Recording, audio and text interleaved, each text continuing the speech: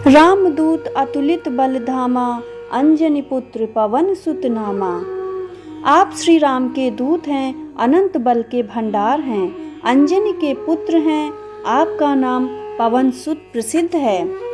रामदूत, इसका जो विशेष अर्थ है वो यह है कि आप श्री राम के दूत हैं।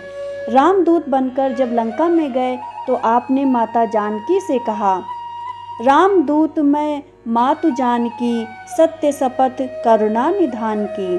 आपको श्री राम दूत कहलाने में बड़ा आनंद आता है, अतः जो आपको श्री राम दूत कहता है उस पर आप अत्यंत प्रसन्न होते हैं। दूत बनना साधारण बात नहीं है, इसका साधारण अर्थ संदेश पहुंचाने वाला है। दूत में दैहिक बौद्धिक दोनों बल आते हैं।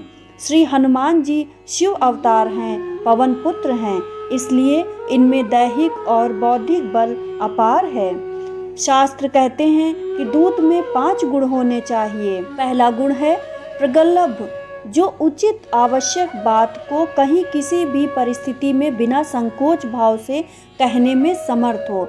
श्री हनुमान जी ने सीता माता से भेंट करके अशोक वाटिका को उजाड़कर अक्षय कुमार को मार दिया। मेघनाद द्वारा बंदी बनकर रावण की भरी सभा में खड़े हैं। निसंकोच भाव से प्रगल्भ दूत रूप में कहा, मैं सुग्रीव का सचिव श्री रामदूत हनुमान हूँ। आप माता जानकी को लौटाइए, लंका पर निर्विघ्न राज करिए। दूसरा गुण होता है स्मृतिमान, जो विलक्षण स्मरण शक्ति का धनी हो। श्री हनुमान जी लंका गए, स्वर्ण मणि रत्न, हाथी घोड़े रथ, राक्षस दानव दैत्य गंधर्व नाग देव वृक्ष लता पशु पक्षी धन धान्य भरी पूरी लंका को भस्मीभूत कर लौटे। श्री राम ने पूछा, हनुमान, लंका में प्रवेश दुष्कर है, मुझे उसका विवरण सुनाओ। तुमने उसे जलाया, सब देखा होगा। लंका की सेना, योद्धा, रथ, घोड़ों आदि के बारे में मुझे भी बताओ। प्रभु रामदूत की स्मरण शक्ति की परीक्षा ही ले रहे हों। श्री हनुमान जी बोले, प्रभु, लंका में सबसे पहले निर्जल भूमि है, फिर दलदल भूमि, फिर जल की खाई है, फिर वन पर्वत चतुरंगड़ी सेना, फिर लंका महल की दीवारें, सुंदर सुदृढ़ सैन्य व्यू बने हुए हैं। हनुमान जी ने विस्तार से सभी चीजों का वर्णन किया। इससे सुनकर सभी लोग अति प्रसन्न हुए। तीसरा गुण होता है वाग्मी। दूत की वाणी अकाट्य होनी चाहिए, जिसको कोई अन्यथा न कर सके। श्री हनुमान जी सुग्रीव के कहने पर ऋषमुख पर्वत के नीचे गए तथा श्री राम और लक्ष्मण की परीक्षा विप्र रूप में ली।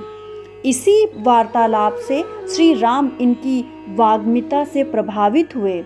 लक्ष्मण जी बोले, बंधु, कोई विद्या कोई शास्त्र वेद नहीं जिसका आपने अध्ययन न किया हो।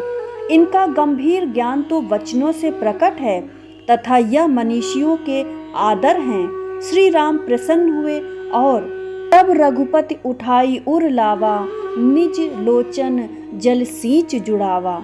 श्री हनुमान जी को उठाकर गले से लगा लिया। प्रभु के नेत्र सजल हुए, उसी से हनुमान जी का अभिषेक किया। इसका दूसरा भाव, इसे थोड़ा ध्यान से सुनिएगा। लंका से लौटने पर श्री राम ने पूछा, हनुमान, आपने लंका को कैसे जलाया? हनुमान जी हाथ जोड़कर बोले, प्रभु, इसमें मेरा पुरुषार्थ नहीं है। लंका तो जलाई आपके प्रताप ने, लंका जलाई ब्राह्मणों के शाप ने, लंका जलाई सीता के ताप ने, और लंका जलाई रावण के पाप ने। क्या है? त्रे शस्त्रे च निष्ठिता। युद्ध कौशल शास्त्र विद्या दोनों के प्रयोग में दूत को दक्ष विवेक युक्त होना चाहिए। दूत में क्षत्रियत्व ब्राह्मणत्व का समन्वय होना चाहिए। श्री हनुमान जी ने माता सीता को आश्वस्त किया, परंतु शत्रु बल की था लेनी है। माता जानकी की आज्ञा लेकर अशोक वाटिका को उजाड़कर राक्षसों का संहार कर दिया। तोड़ने लगे तो दूत शस्त्र और शास्त्र दोनों विद्याओं में निपुण होना चाहिए।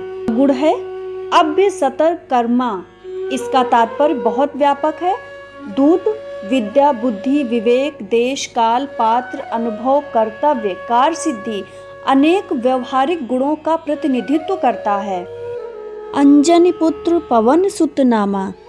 इस लाइन की व्याख्या कल के वीडियो में करेंगे। तब तक के लिए राम राम।